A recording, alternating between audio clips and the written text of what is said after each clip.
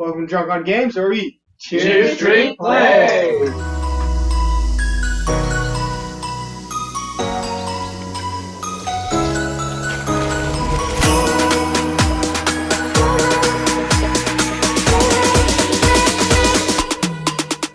Welcome to Drunk on Games, where we cheers, drink, play! My tail got caught.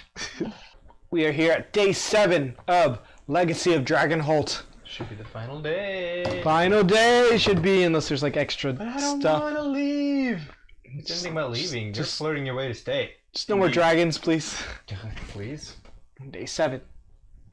Sometime in the hour or so before you wake, a brief but vigorous thunderstorm shakes the village, bringing blessed relief from the heat with it.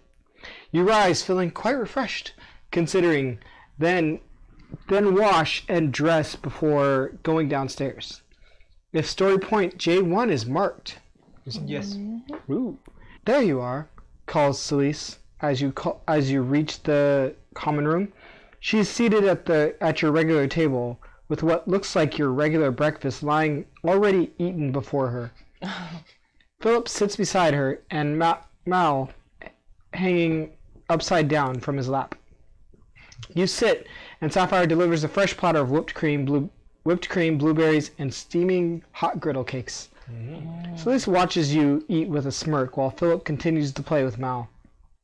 Philip, didn't you want to say something? Asks Celise. What? Oh, says Philip, placing Mal on the ground and patting him on the head. Sorry, I was distracted. Happens to all of us. He turns to you and smiles. I wanted to invite you to Mother's Masquerade Ball tonight, he says. Tonight. All sorts of people will be there, and I think you'll have a very good time. But you must come masked. It spoils the game for otherwise. We have a spirit man. I wouldn't miss it for the world. Or, but I don't have a mask to wear. I'm just going to say, I wouldn't miss it for the world. I'm so pleased, says Philip. Mal reappears and hands him a length of rope, which leads to a mighty tug-of-war struggle as Philip attempts to maintain the thread of the conversation with you. We have this ball every year to honor the alliance between the 3 countries, but this year, with Sonia gone, it will be emotional.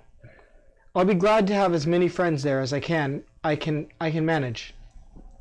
Philip lifts the rope and Mal with it with a grunt, then lets go to send the child crashing to the ground in a pile of giggles.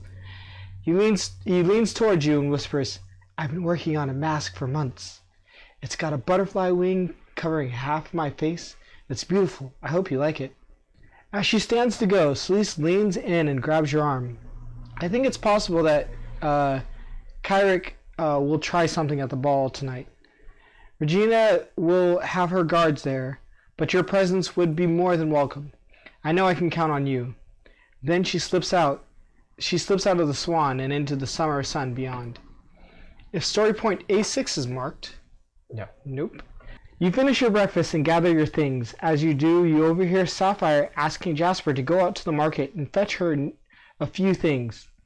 Today is a special market day in honor of the 3 Lords' ball, she explains.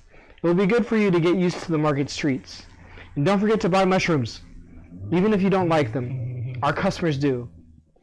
Fully refreshed, you step out into the bright summer sun. The encounter is complete. Mushrooms. Mushrooms? Mushrooms. So who wants to go pick up that hammer? Sword? Whatever. Oh yeah, you can do it in the I'll go daytime. pick it up, because I'm also wondering if they can use Dragon Claw.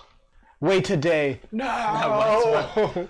There's no way they're going to say that, because we don't have another day. Even if they say that, you can just go back. Alright, we enter Pure Bright Mall's smithy.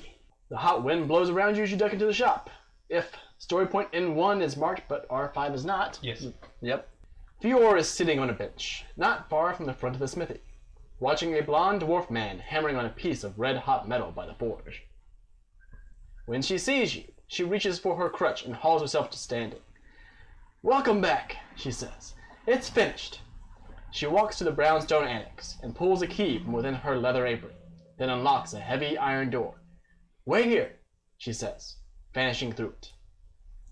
A few moments later, she returns with a bundle wrapped in red linen under her arm. Get the door, will you? She says as she carries it to her desk. She sets her crutch aside and unwraps the package standing over the desk. I kept it simple, a classic thrusting sword design. Full tang, of course, with a modest fuller. The haft is oak, wrapped with calfskin leather, and the pommel is brass. The crossguard is steel. The silver is just the outer layer. She holds the sword up and presents it for inspection. Between the gleaming blade and the polished silver crossguard, inlaid with gems, the whole thing shines in the light. The real trick is the rune shard, of course. It's set into the blade itself, with the crossguard helping to hold it in place. There's some bright mall silver working to the blade of the sword, which you got me going on. Ooh. Nice. You hear a low hum while holding the blade that seems to guide your strikes. You have dueling and military as long as you carry this. Nice. I have those already. Then give it to me. So we can, fail to purchase equipment because we have no money. We have no war runes. We can't make another magic item. Probably don't want to really help right now. Yep. So we now leave the smithy. Yep. Where did you want to go? Fairfax Manor. Fairfax Manor it is. 1400. Do you want to do it or do you want me to do it? You can do it. Fairfax Manor, Day 7. You hear great commotion from within the manor's hall as you approach and find the door hanging ajar. Clearly, the manor staff is hard at work preparing for tonight's ball. If 3 or less time has passed, then 6949. Mathilda, the serving girl, brushes past you carrying a heavy vase.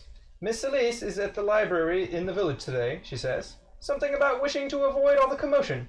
If you're looking for Dame Braxton, she and Lady Rochelle are in the sally on the 2nd floor. She nods to the staircase to your left and then scurries away. Shall we go to the sally or leave? Sally. Sally. Sally. You climb the staircase on the west side of the hall and pass into the salon. Now it's a different word. You can hear grunting and the clang of metal coming from behind the right door. And passing through it, you find Braxton and Rochelle locked in mock combat. Both women are wearing thick padded doublets and arming caps, and wielding long swords that you hope are blunted for training. They circle and clash, lock steel against steel, and often body against body, parting with a shove and grunt each time. Rochelle, by far the smaller of the two, is also the more aggressive, forcing Braxton to give ground with rapid overhead strikes, then shifting to darting slashes from either side. Braxton knocks each attack aside with quick, subtle movements. Eventually, Rochelle pulls back, then lunges, only to have her sword knocked aside and thrown from her hand with a swift slash against her knuckles. Margath's breath, swears Rochelle, clutching at her hand. I thought I had you. You didn't, said Braxton. I baited you, and you took it. Braxton bends down and retrieves Rochelle's sword. You were trying to keep me off balance. Against a weaker duelist, it might have worked. But I have some experience at this sort of thing. She returns the sword and turns to you. Did you need something from me or from Lady Rochelle? She asks. Just Rochelle, please, Dame Braxton. Then just Braxton, please, Rochelle. Are we here to train? Do we just want to watch? Sorry about this morning? Nope, that's A6 is still not marked.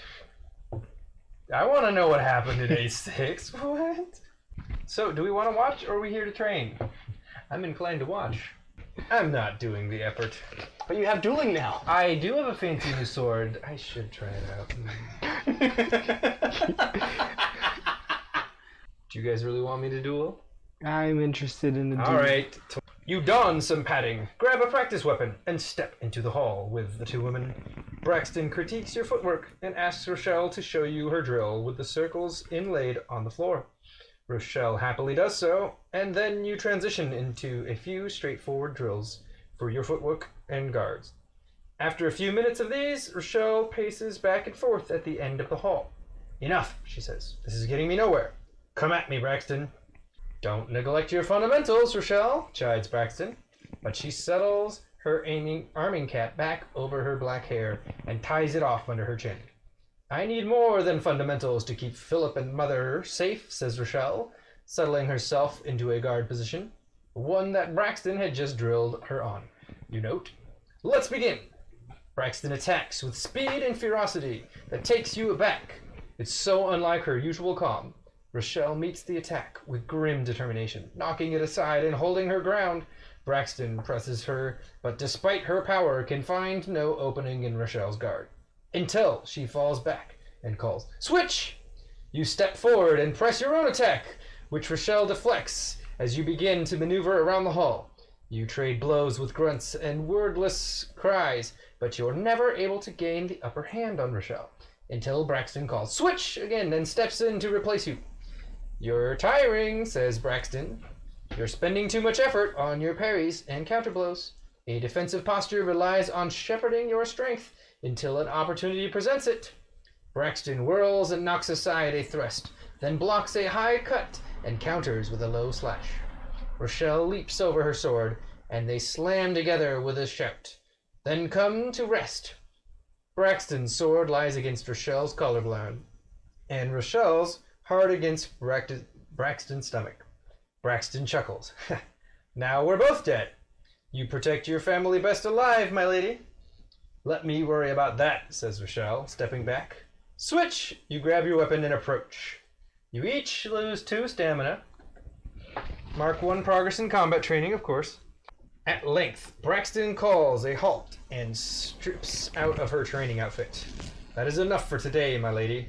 I must attend to other matters and prepare for the ball." Rochelle bows swiftly, sword at her side. "Thank you, Braxton. I shall practice my forms for a time. You really should take a break, my lady." "Your opinion is noted," says Rochelle, pacing to the center of her fencing circles. Braxton sighs and leads you out of the room. "I'm worried about her," she confesses. "She's pushing herself too hard. I only hope she comes out of it before she does herself some sort of injury or makes a mistake she will regret." She bids you farewell at the manor's door and walks away, one hand on the hilt of her sword. Time passes. Complete. You want to go visit your library now? Mark it first. Mark it first? Go ahead. Sure. The market row is full of carts and stalls, bright colors flashing in the breeze. Merchants and customers bustle to and fro. You see stalls offering wool coats and blankets, a leather worker hard at work on straps and buckles with her wares hanging all around her. A fishmonger shrieks an offer for salted fish, and a traveling butcher pushes past you with shanks of red meat dangling from a pole over his shoulder. Stalls groan with mounds of shiny red tomatoes and piles of melons in a variety of bright colors. A merchant wearing a priest's vestments offers bottles and casks of wine made by the poor brothers of Vignol's Vale. 2 cheese merchants side by side each proclaim their cheese is superior. Near the end of the row, a short man in a striped turban extravagantly touts his collection of potions and policies. Beneath a sign reading Elmer's Elixirs. As you browse the stalls, a young human man is in a crushed velvet half-cape tumbles to the ground in front of you. He springs back to his feet and adjusts his cape carefully. "I'll be expecting an apology, Belmont." "You won't get one, Cunningham," sneers an equally young human woman in a burgundy riding dress with a duelist sword at her side. You should have been watching where you were going." You glance around for guards, but the only ones you see are clear at the other end of the market row and not looking in your direction. Attempt to break up the dispute. Browse Al Elmer's Elixirs. Attempt to steal some coins. Requires thievery. Leave the market. Break him up. Break up this. Whatchamacallit. "Don't think you scare me, Bryn," hisses the Cunningham boy. His own hand drops the sword at his hip. I should try, Albert," retorts the Belmont girl. "They're both made 20 years old, at your best guess, but it's hard not to see them as spoiled children the way they're carrying on. Albeit spoiled children armed with live steel." "What is this about, anyway?" asked Albert. "Are you jealous of that I'm going to be marrying the Fairfax heir and you're not?" "Ha!" spits Bryn. Even if I believed you, I'd say good riddance to you both. She puts a hand on her sword. In fact, I might just say good riddance anyway. You step in and attempt to calm things down before they become violent. Making an educated guess, you remind them both that they're in Dragonholt for the Countess' Masquerade Ball. Probably neither of them will be attending if they murder each other in the street. Yeah, if they're dead, that would be difficult. Yes. You think I care about some stupid ball? Sneers Albert, assuming a rather sloppy fencer's ready position. Bren, on the other hand, slams her half-drawn sword back into her scabbard. No, that's a good point. My father won't thank me for making him spin the entire ball apologizing for your death. She smiles sweetly up at the much taller Albert and manages an extremely insouciant curtsy. My apologies, my lord. The error was entirely mine. Then she sachets off, leaving the Cunningham youth swallowing nervously.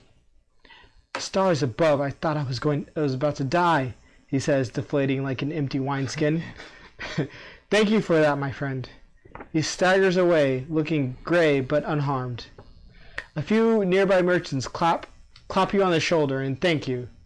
That could have been bad for business, one says. I'll tell the guards to keep an eye on those two. Mark 1 progress in heroism. Time passes. 2 guards in Fairfax livery walk past you and give you a nod. The crowd gives them a respectful distance as if they've recently seen the guards in action. Browse Al Elmer's elixirs. Attempt to steal coins. Leave the market. Sounds like we're done. Do we You have ain't got thievery? money. I'd like to browse the elixirs because I've yet to see where I can sell the dragon claw. Alright, fair enough. As you approach the alchemist cart, he catches your eye and beckons you closer. Ah, discerning customer. I see, yes. He indicates his wares with a flourish. The ring on his finger flashing in the light. Come, I have many fine potions and poultices to offer. I have the passion flower extract for your lovely friend of any gender. I have herbs from the Aim Highland, perhaps a draught of Isheim salts? He peers at you for a moment, as if unsure if he recognizes you or not, then resumes his patter. Ah, but you are in the market for something special, no? Perhaps these wondrous potions of healing for only 35 gold apiece. A special price, my friend. He flourishes 2 vials filled with a greenish liquid, then spirits them back away somewhere within his exotic costume.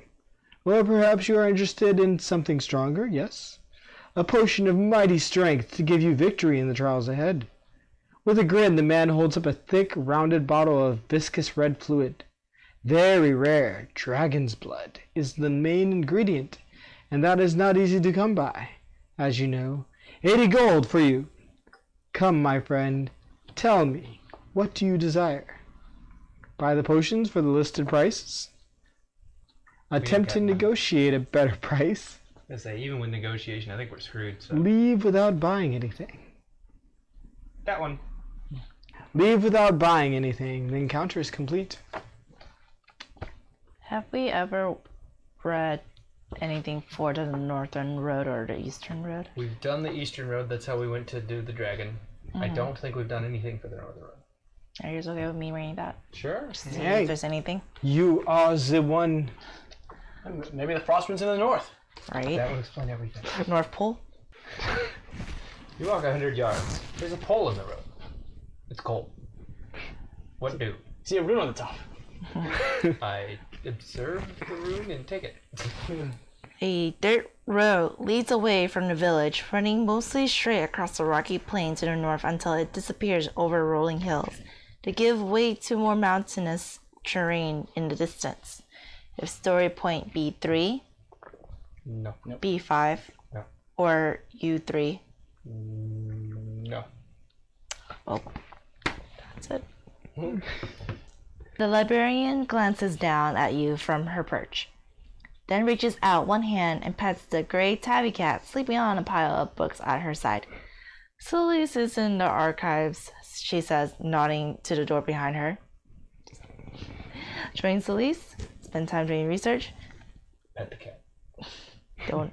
No. Not an option. 7087. Don't worry, it's implied.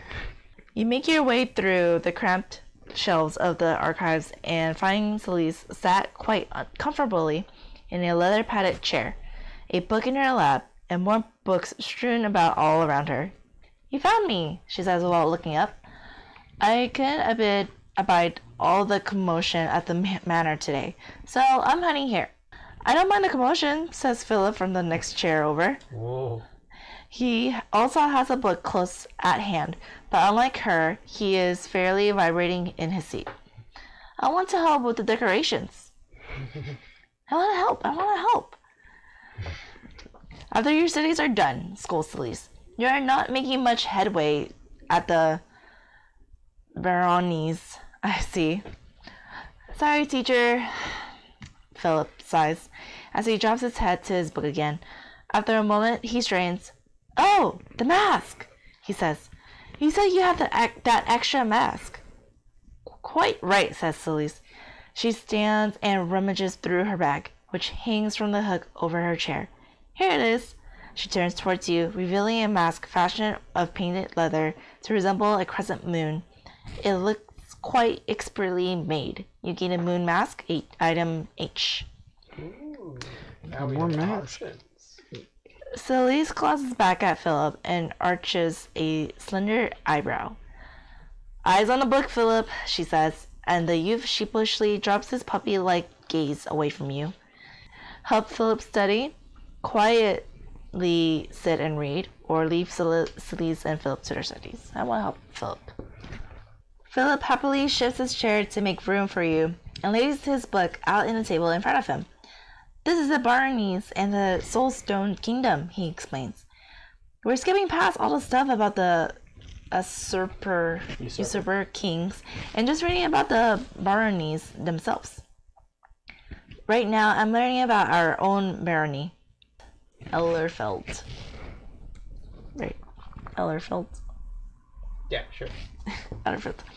You follow along with Philip as he describes the general geography of Ellerfeld. Mainly grasslands and rolling plains, its rich farmland and its position to the northwest of Dawnsmoor and southwest of Nerik Hall. You learn that its largest city is Highcrest, some 2 days' ride through Eventide Forest from Dragonholt, and that its rich farmlands help feed the free cities and other less fertile baronies. This book still thinks that Baroness Tyrese a full whole rules here, chuckles Philip. Wow, it's old. I've never even heard of household before. That is because you have been neglecting your genealogy reading, chides Celise from her chair. You would know that household will, while extinct in the primary, survives today through the secondary line in the form of what family? Philip scratches his chin. Well, it's probably the same family that sits on the seat in Gold Hall now, isn't it? He glances to you for support as he feels through his answer. So, household survives in Baroness Katrine of House Siphon? Lucky guess, sniffs Celise and turn the page. Mark 1 progress in academic study. Time passes and encounter is complete. I want to go to the shrine then. Okay, shrine it is. Here you go. The shrine is a building of white marble with a domed glass ceiling. Flowers, fruits, and vegetables are laid out behind the shrine and surrounded by a low garden wall. If it is day 7 and 1 or 2 time has passed a day, read entry 7540. If story point C2 is marked. Wait. Whose wedding would that have been? Yeah. We can meditate or we can leave. A small group of humans is clustered around the town clerk in the center of the common hall. A young man with dark skin and a cap of dense curls holds hands with an equally young woman whose cheeks are round and red like apples. More weddings? One by one, they sign a book held by the town clerk. who then brings the book around to the people on either side, who you realize are the families of the young couple in the center. More weddings. Did the ceremony out on the farm last night. Yes. The girl's big, gray, grizzled father explains as he signs. But have to make it official, you know. Consider dropping by the shrine and getting Scala's blessing, suggests the clerk, closing his book. The father makes a non-committal grunt. Not sure I want an orc blessing my daughter's union. No offense intended to anyone. Father, sighs the girl, leading her family out and past you. Could you be any more of a hidebound bigot? The message board informs you in elegant calligraphy that the Countess' annual masquerade ball is tonight. It also reminds you, if such a reminder were necessary given the noise and the crowds, that a special market is held today in its honor. You see an announcement of a celebration tonight on the village green for those not attending the ball. And another notice proclaims the good news of what you presume is the wedding you just witnessed. Finally, there's a note from Scala suggesting that everyone take a moment to visit the shrine and seek peace. This encounter is complete. No time passed. We missed the shrine. Guarding. Guarding. Mission complete. See all the weddings. We've seen 3. Although I do wonder if that was a separate one this morning. The guard station is used as a meeting place with a village guard and a place to store the few implements of war the village has. The guardhouse door stands open, revealing a spare room with a crude desk and a large iron bell. A black iron cage covers the entire back wall, its gate secured with a heavy lock. Swords, poleaxes, coats of mail, and various other armaments glimmer in the shadows of the cage. The lantern-jawed guard, with more good looks than, well, really anything else, Deacon, is admiring his reflection in the blade of his sword. Oh, he says, noticing you. Hello, can I help you? Request to use a training ground or leave the guard station. We bounce. Next. I haven't crossed anything. Go to the village green. The village green is busy with people and animals. A number of horses have been put to pasture in the paddock, where they crowd out the usual goats. Servants in the livery of several nobles' families tend to the horses and scurry about on business. A few small-time merchants have laid out their wares here, doing their best to attract the attention of those on their way to or from the market row proper. A woman in a leather cuirass sewn with iron rings paces back and forth in front of the paddock, a variety of weapons laid out behind her, and a sheathed sword resting on her shoulder. She steps in front of a passing merchant and, with a few gestures with her swords, invites him to train with her. The man steps wide around her, scurrying past with a few furtive glances. Shall we approach the hired sword for training, lay down our wares for sale, or leave? Training. No, We've done enough training for one lifetime. For a cat's lifetime, maybe. Exactly. We're leaving. Where do you want to go? You said where? Yep. The Swan. 7407. A cluster of noble servant gossip and toast one another near the door, wearing livery of a host of nearby noble families. Merchants and travelers from afar recline at the various tables, sipping cider and hiding from the heat of the day in a common room's relative cool. How long have you had a cat? Jasper asks Sapphire as he walks past you. I don't, to my knowledge, she says. Aw. Then turns to watch Malachite chase a small calico cat screeching out the front door. Oh, good, she says. I don't anymore. Good riddance, she says. The Swan is a pleasant and homey as ever. Sapphire and Jasper talk at a table near the kitchen.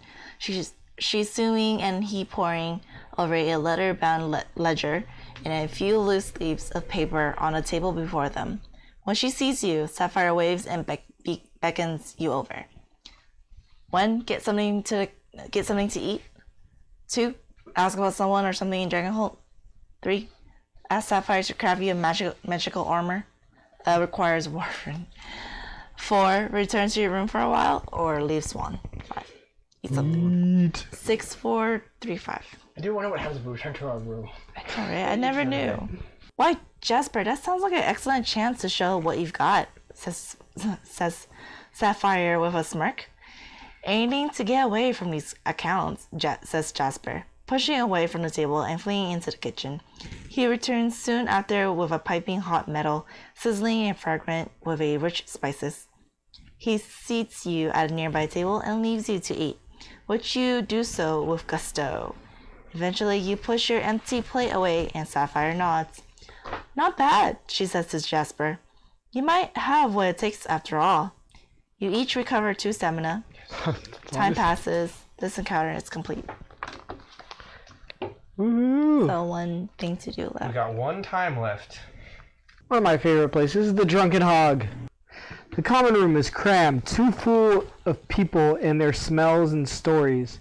An old human man with fewer teeth than fingers, and fewer fingers than the usual allotment, is telling a loud and somewhat cruel story, to judge by the jeers that accompany it. From the way he brandishes his pipe in the general direction of a sweaty-looking human man wearing the livery of a noble servant, one of the visiting noble families is the butt of the joke. All the regulars seem to be in place. Thalga behind the bar, Reginald propping it up, Norman enduring Reginald's drunken ramblings. The crowd in the Drunken Hog is as noisy and anonymous as ever. Eat, drink, and engage in the tavern banter. Leave the Drunken Hog. What? That's it. Let's leave. Let's try Countess in. Countess In or Chatty Archer. The Countess Inn seems to have been overtaken by nobles and their retinues, with the usual patrons nowhere to be seen. Ursula sits at her regular table, but now is flanked by human nobles on either side. To her left sits the Cunninghams, tall, fair, distractible, Lord Osric, and shorter, darker, formidable Lady Elena. To Ursula's right sits Count Leon Belmont, all roundness and bluster, and bushy red beard. Various servants, attendants, children, and kin cluster around the room at their own tables, all eyeing the table beneath the painted tree with interest. Mingle with the nobles, get something to eat, deliver the letter to Ursula, The letter. leave the Countess in, the old mingle. letter. Mingle. We delivered that letter forever ago. We even attended the weddings. 60-62. The assembled nobles accept your presence, perhaps because Ursula seems to respect you. The conversation continues, or continues with or without your input. Ask about Cunningham trade relations. Ask about Belmont family history. Ask about the regional partnership. Leave the Countess in. Trading. Trade? Trade. Oh, Elena handles most of that business, drawls Lord Osric. Thankfully, says Elena, we have good relations with Dragonholt. We keep our tariffs low between the counties, and our merchants trade Haverford cheese, leather, and beer for Dragonholt apples, cider, and wool. Apple cider. And Rostham stone, puts the Lord Leon. Yes, your quarry is very nice, says Elena. When it's running. Small labor shortage is all, mutters Leon. These oaths will tell you that blood oaths and history keep our counties friendly, says Elena. I say it's trade. Let trade flow and peace will reign. So we can ask more questions. Let's ask about regional partnership. All 3 counties have been unified for generations, says Ursula, since the days of Countess Priscilla Belmont of Rustum. And, says Lord Leon, she led the 3 counties in the defeat of the Raven Horde. I think you'll find that it was Countess Eargrain's white sorcery that broke the magic of the Raven Priest and saved us all, says Osric. Raven Priest.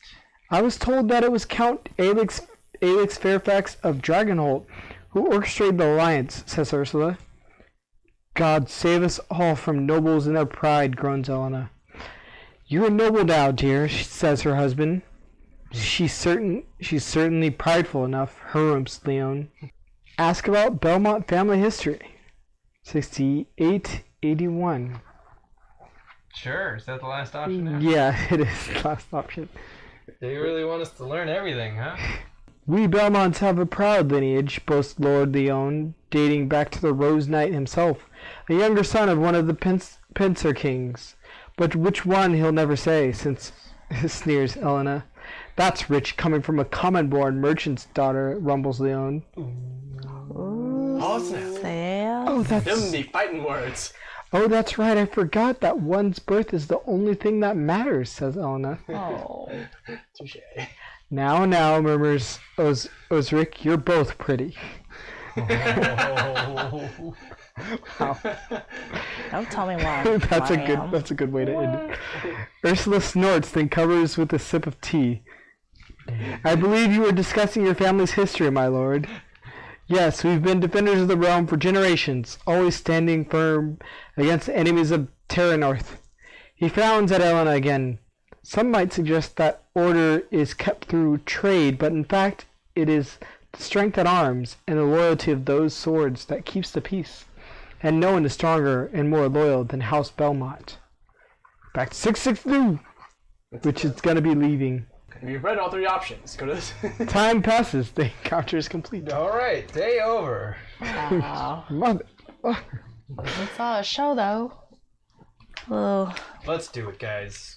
It's time for the masquerade ball. Oh, don't Do worry about it. Do it. Somewhere a bell rings, and music begins to drift through the evening. Villagers and nobles wearing their finest clothes emerge from the inns and taverns and homes of the village and begin to stream towards the manor house. The masquerade ball has begun. Ah, you're right. Everyone refresh your tokens. Read entry 1006 in paper faces. Enjoying the party. The first act of this quest represents the Masquerade Ball, a lavish social event hosted by Lady Regina Fairfax for the villagers of Dragonholt and the nobles of Dragonholt, Rostam and Hertzburg. During this first act, if playing with 2 or more heroes, the decisions you make do not exhaust your activation token. We recommend discussing your options, making decisions as a group. Have fun. Fun. All right. An awning has been erected outside the manor's front door, curtained off to transform the space into a foyer. A human woman in black and white livery, wearing a black domino mask, stands before the door, and she bows to you as you arrive. "Welcome," she says. "The Countess requests that you please don your mask before you enter." She gestures to one side, where a curtain hangs to provide some privacy. "If you did not bring a mask, her ladyship has provided several for your use." Step behind the curtain and find several white domino masks similar to the servants in a variety of sizes. We can don the crescent moon mask. We can don the spirit mask. And we don't have the black dragon mask, darn. Oh, that sounds so cool. So, which one do we want? The moon mask or the spirit mask? I want to vote the spirit mask because that's my people. I'd say moon, because it's pretty. I do like Because I'm wondering if there's catfolk that show up, or if it's like we just missed that encounter where the... No, the mask is gonna do something later. I'm trying to see what the connotations of the moon mask are, because that's what we received from our friend Celeste. It's a story point no matter which one we do. Right. I'm inclined towards the spirit mask. I have a feeling extra, other help might be useful tonight. Alright. Spirit mask it is. You adjust your mask and step through the door into the manor's grand hall. Lanterns have been strung from colored ropes above you, giving the space a brightness and light you've seldom seen even in daylight.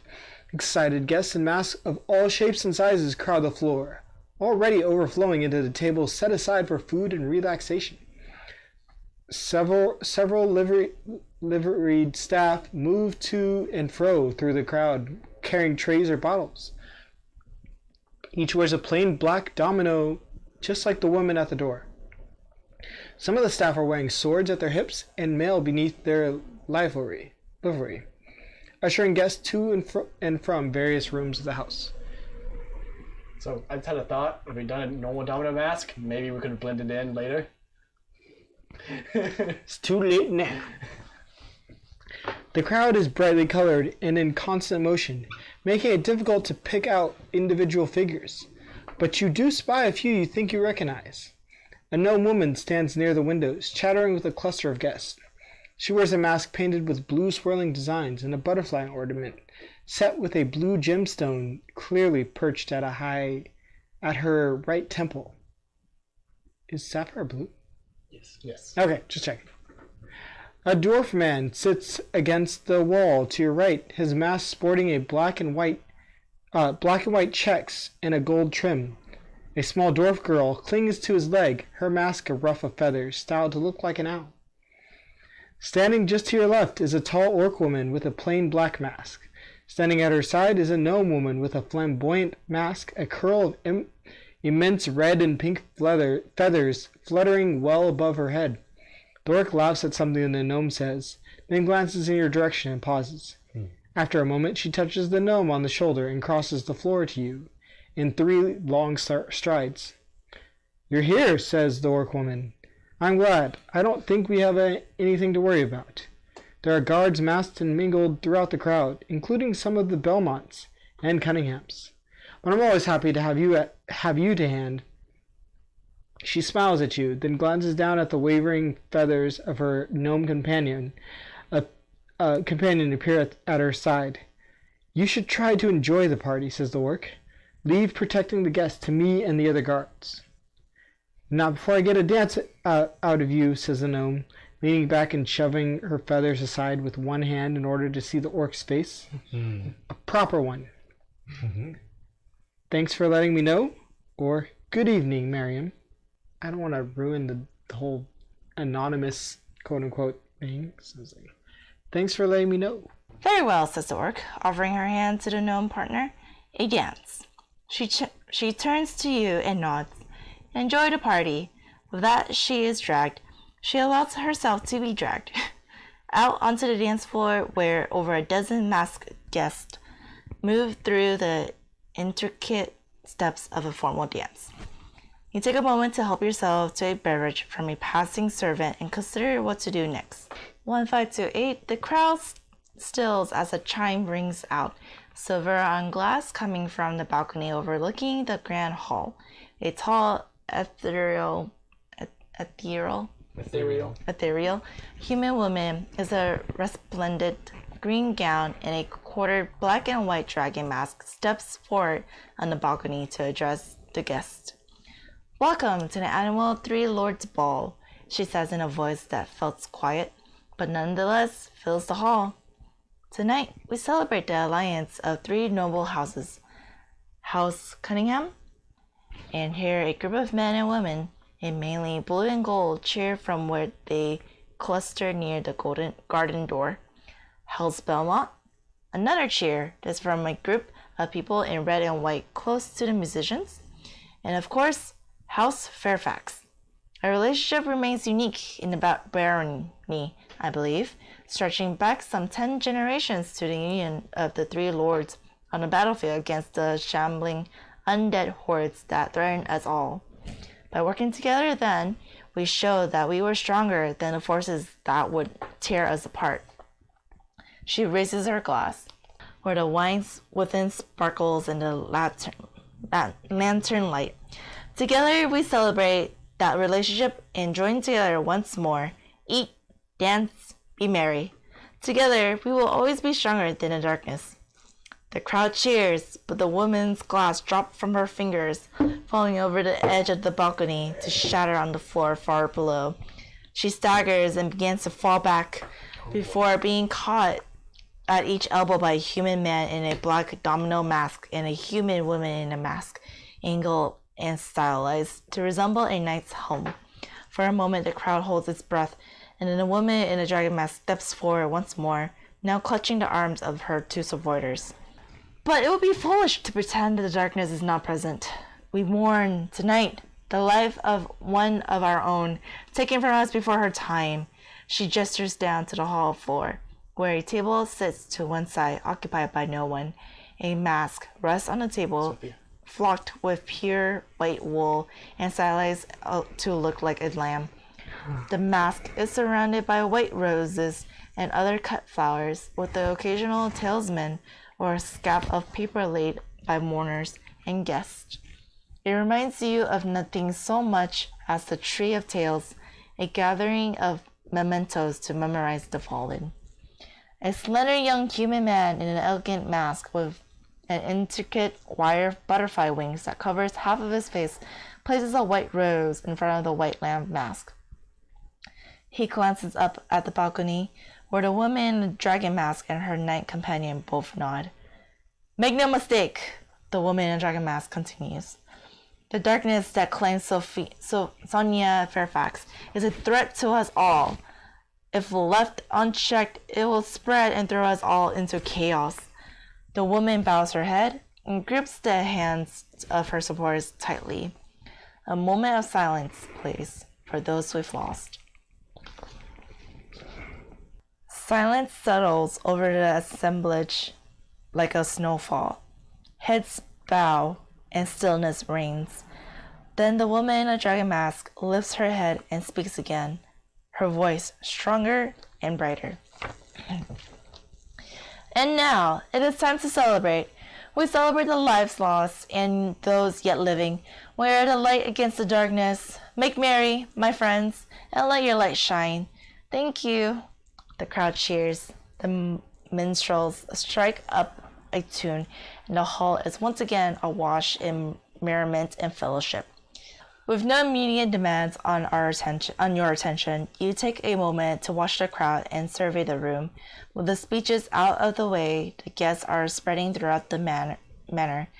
The minstrels, perched on a spiral stair overlooking the west side of the hall, are dashing out a lively tune on lute, pipes, tabor, and harp. About a dozen couples whirl and prance in a complicated quadrille on the dance floor, forming and reforming into ever-evolving patterns as they move. Many guests are clustered by the banquet table at the head of the hall, helping themselves to platters of food and settling in a nearby table to eat.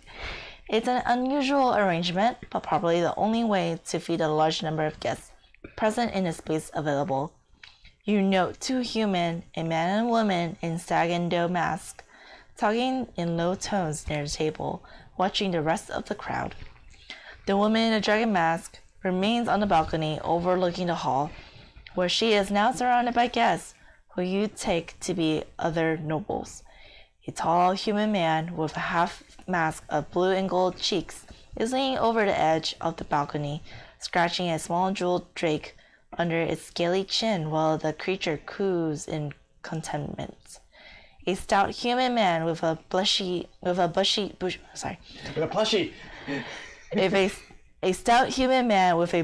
red beard and wearing a mask of red silk with a white rose at one temple leans in closely to the woman in a black and white dragon mask, talking less privately than he seems to think.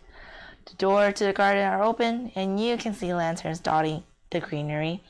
Several guests have already fled the noise and bustled the main hall to walk in the garden alone or in pairs, where the pools of shadow and many twists and turns of the path provide privacy. At least one couple is walking hand in hand, clearly out for a romantic evening stroll. 4 options. Find yourself a dance partner. Mingle near the banquet table and try the food. Approach the dragon woman and her entourage, or venture out to the garden. You get to pick for us. I would do food. I will do garden. We already ate though. But food. I like garden or the dragon mask lately. Dance partner. Dance with Sapphire. Wait till the very end. Okay, get her to come first. Okay, go get your dance partner then. As you approach the dance floor, the music changes, and a new dance begins. A contradanza, where rows of couples exchange partners in ever more complicated flurries of movement. The human woman with a night mask is in the center of it, dancing with gusto down the row of celebrants, arm in arm with a human man in a long-nosed, grotesque mask before handing him off to take the arm of a human woman with a mask like a fox.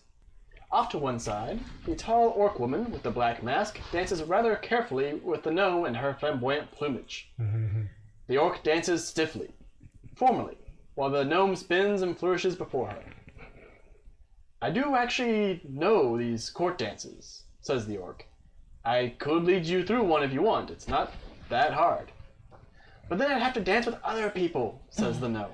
I'd rather dance with you, and this way I get to show you what gnomish dance is all about. She cocks her hips and raises her arms above her head and shimmies side to side until her partner begins to laugh. Another gnome in a blue mask with a sapphire butterfly ornament stands nearby, laughing and clapping at the couple's antics. She glances your way and smiles, then returns her attention to the dancing. At the other edge of the dance floor, near the garden, two dwarves are dancing, an older man with a black and white checked mask with gold trim, and a young girl with a feathered mask styled to resemble an owl. Bakers. They don't seem to be moving with music, but they don't seem to have noticed this fact with all the jumping and shrieking the young girl is doing. I'm going to ask the gnome woman with a blue mask for a dance. Oh, really? There's two other choices, but I think we know. I thought you'd never ask, says the woman in the blue mask, grabbing your hand and leading you out onto the dance floor. The current song ends and a new dance, a waltz, begins.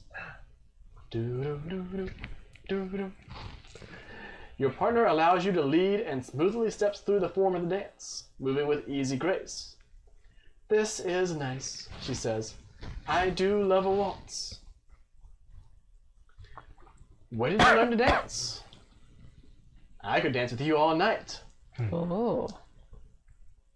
Do we have L2 marked? No. Can't do the third one. What's the third one? Shall we retire to the garden? Oh, that sucks. We tried everything, so I'm not sure where that one was. Maybe you were supposed to look at the garden first. So, I could dance with you all night. Requires X6 to be marked. Yep. Perhaps you should, laughs the gnome woman. It's not every night I get to dance with a beautiful stranger. She grins, spinning away from you and then back in. Why, you could be anyone under that mask. It's very exciting.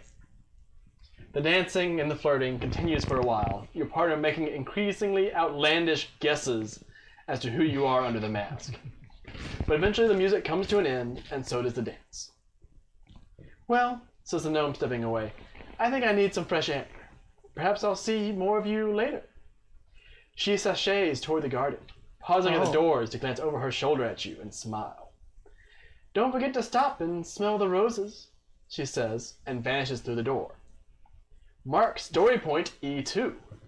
Well, you best go meet her in the garden. E2. You know what?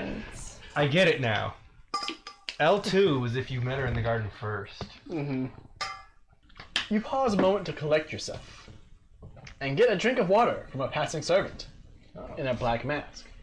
Oof. Revelers surround you, and the masquerade shows no sign of slowing down. Time passes. If you have five or more time has passed, otherwise read entry 1147. Again, you can find yourself a dance partner, mingle near the banquet table, approach the dragon woman and her entourage, or venture out to the garden. Garden. Garden. Go ahead. What's going on in the garden? Go smell the roses. 4063. The garden is cool and dark, with only a small handful of lanterns glimmering softly to light the paths. A gentle breeze stirs the leaves and washes across your skin, bringing with it the sweet scent of flowers. The dark silhouette of a large oak tree stands in the center of the garden, the moon silvery behind it. It towers above the hedges that mark off its space. On the right, along the manor wall and near the door to the kitchen, is a vegetable garden. Pragmatic, but not precisely beautiful. To your left, behind another hedge, you can hear the tinkling of a running brook feeding a pond.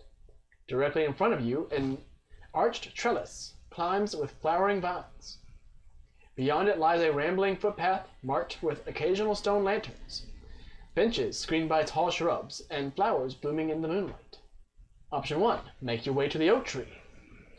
Option 2, follow the sound of water to the pond. Option 3, pass under the flower trellis. Option 4, go to the vegetable garden. I'm gonna go to the flower trellis. Something roses. 5869. The flowers blooming in the night air bathe you in sweet perfume as you pass beneath the garden trellis. Beyond, you find a tall rose bush splitting the garden path, which rambles past glowing stone lanterns and carpets of colorful flowers. Most of the flowers are closed for the night, but you see some primrose and moonflower fluttering in the evening breeze.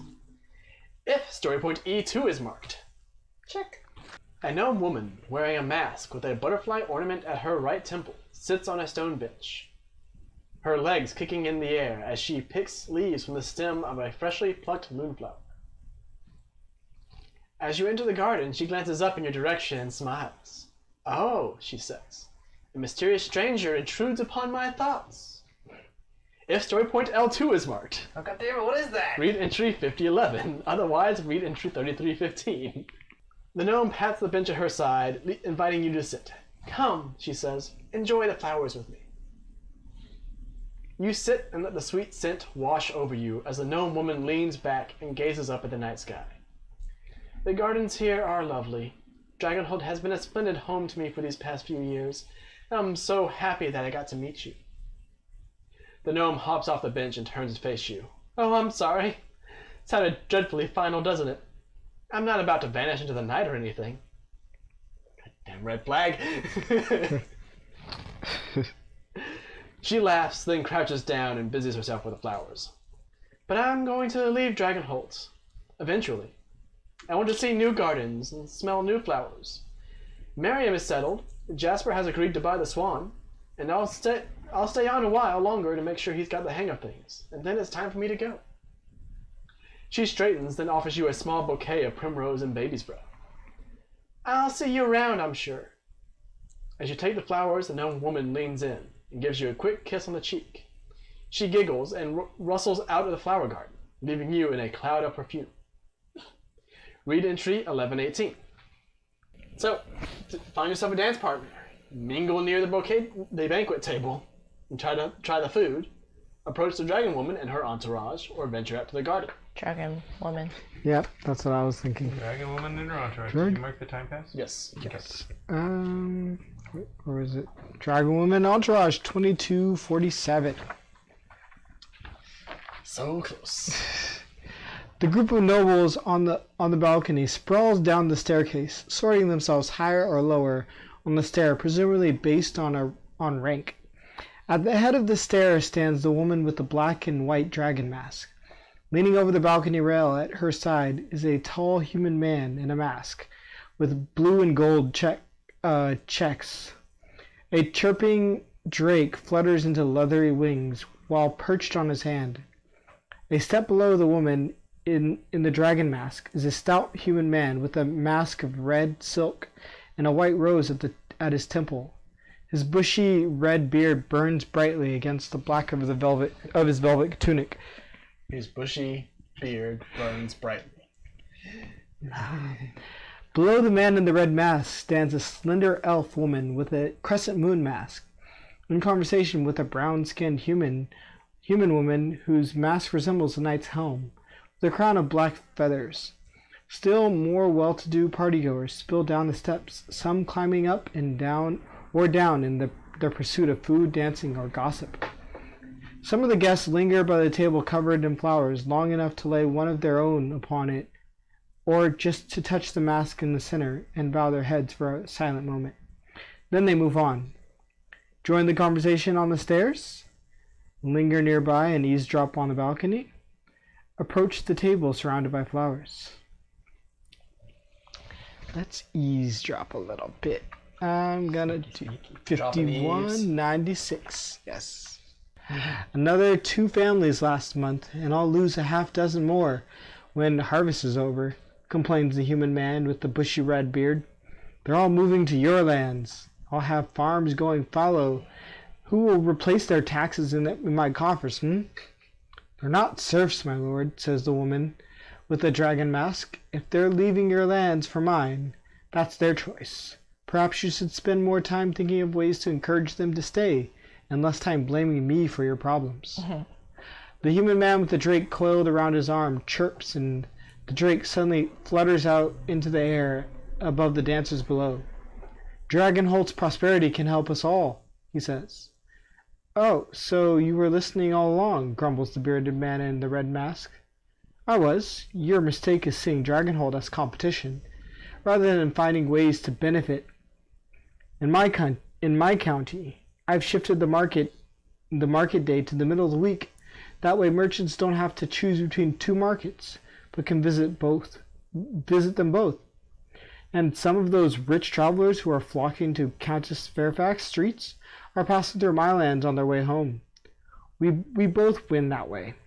He shrugs as his drake returns to coil around his arm again, proffering up a small morsel of something in his free hand for the creature to eat.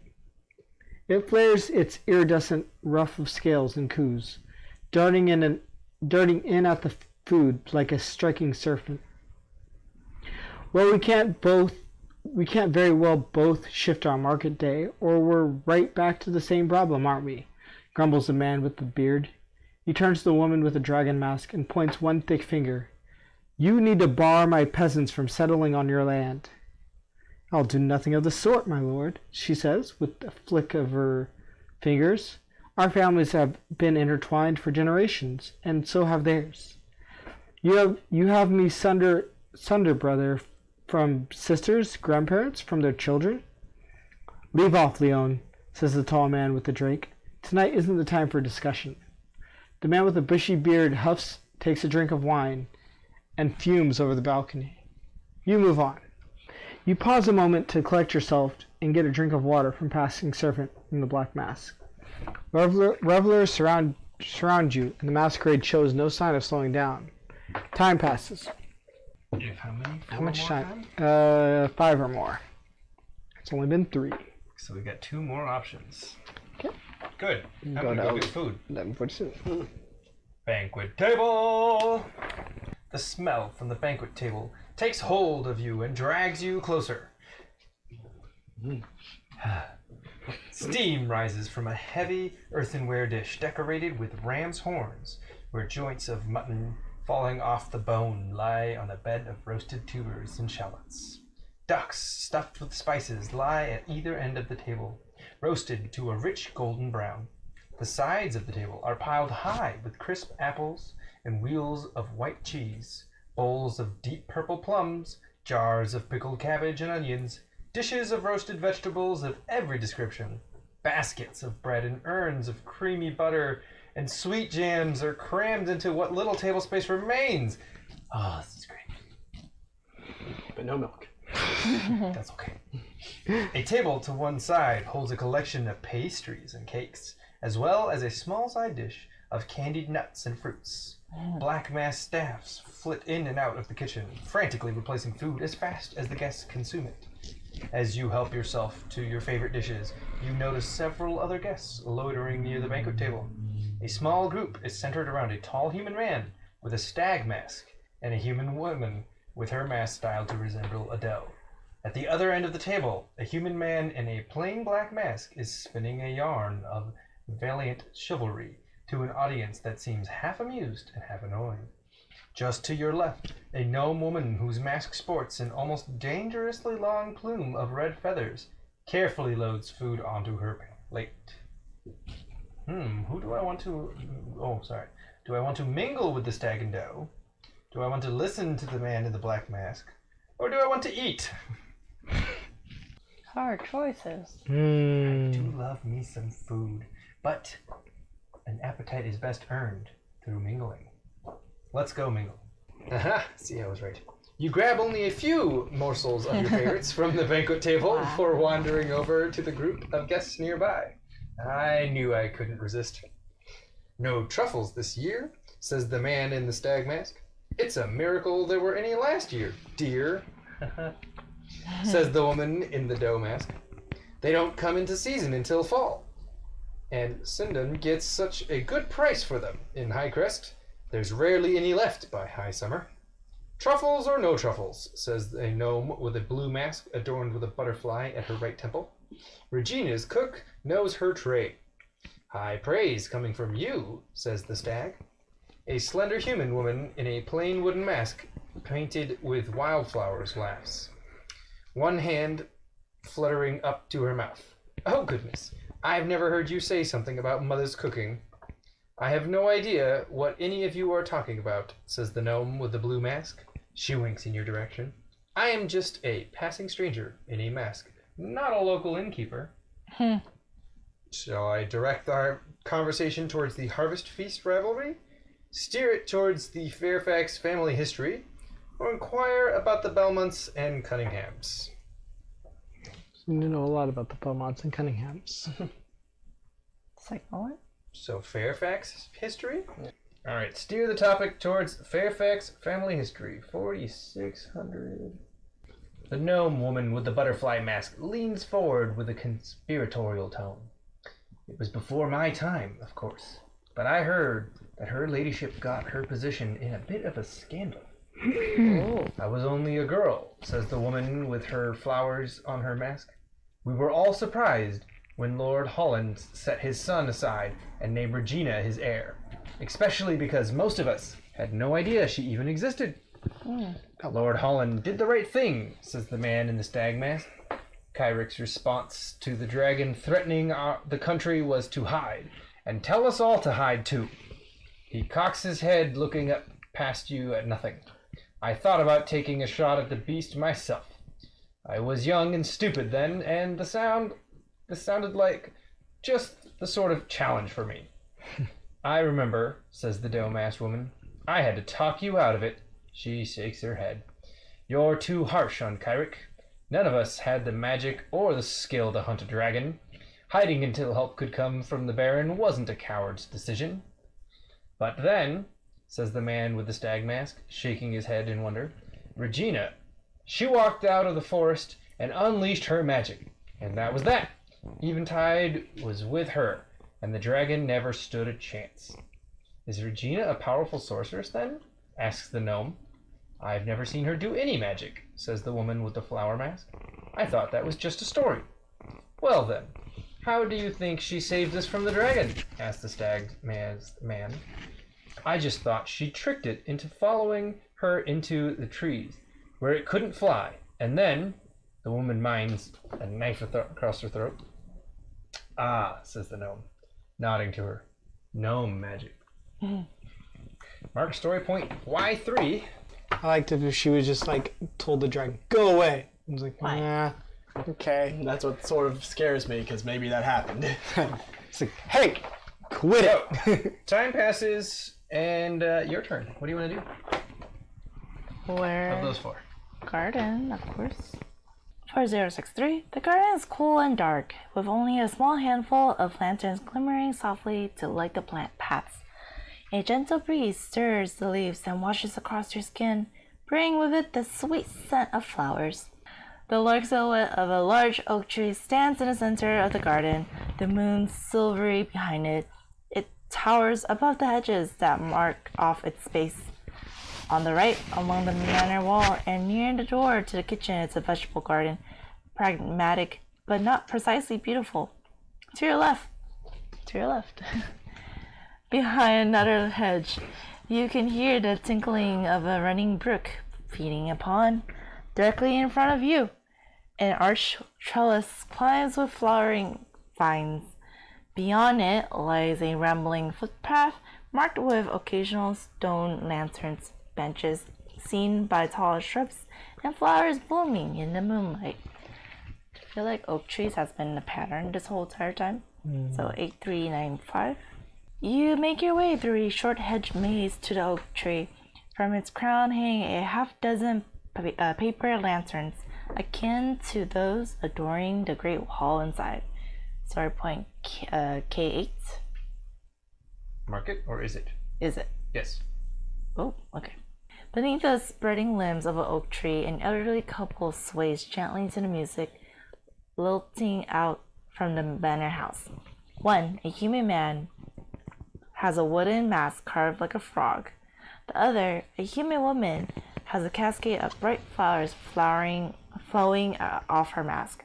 She rests her head lightly against his chest as they dance in the flickering light of the lanterns hung from the tree. Romantic. Was it worth the wait? She asks after a silence. Yes, he says. It was worth every single day that brought us here tonight. She tilts her head up, and they kiss, then giggle as their masks clack together. Is story point T6 marked? Yes. Ooh. I think that's watching the wedding. 7925. You watch the happy couple for another moment, then turn to go, almost stepping into an elderly orc man wearing a mask made of tree bark and moss. It's a wonderful thing to see, isn't it? He asked, nodding to the couple under the tree. They asked the spirits to bring them together, and so the spirits did. He followed his gaze to the happy couple again, then turned back to point out that the spirits didn't bring them together. You did, but the orc is gone. 4129. A shriek tears through the music and commotion like a talon through lace. Screaming comes from the stairs up to the balcony, and panicked guests go streaming past you, rushing for the door. The ghastly figure of a human woman moans in midair over the stairs. The woman's skin is dark, her hair a riot of golden curls, and she wears her dress worn bunched at one hip for riding. Color fades in and out as she moves, flickering in the air, and blood splatters across her face. Celeste removes her crescent moon mask and gasps, Sonia! She steps toward the ghost, holding the mask over her breast as if to guard herself. Sonia, talk to us! He sabotaged my saddle, moans the ghost. Kirik! Oh, the chills. My own uncle! She moans and floats out over the crowd, where a sudden circle appears around a tall human man. You wanted my mother's seat. You were willing to kill me to get it, uncle. The tall man removes his mask, revealing the scarred face of the bandit leader. I did not, he shouts. That idiot stable master acted without my orders. He pulls away from the spectre, but finds his path blocked by a broad-shouldered orc woman in a black mask. Braxton throws her mask aside and throws her sword. On the balcony above, Virginia removes her black and white dragon mask. Uncle, says Philip, tearing off his butterfly wing mask. Please, uncle, surrender. Face justice for your crimes. I did not kill her, murmurs Kira again, turning a slow circle. Perhaps not, says Philip, but you abducted me, held me prisoner, threatened me, tried to force me to support your claim to my mother's seat. And when I refused, you tried to kill me. The only reason I'm alive today is an act of sheer heroism.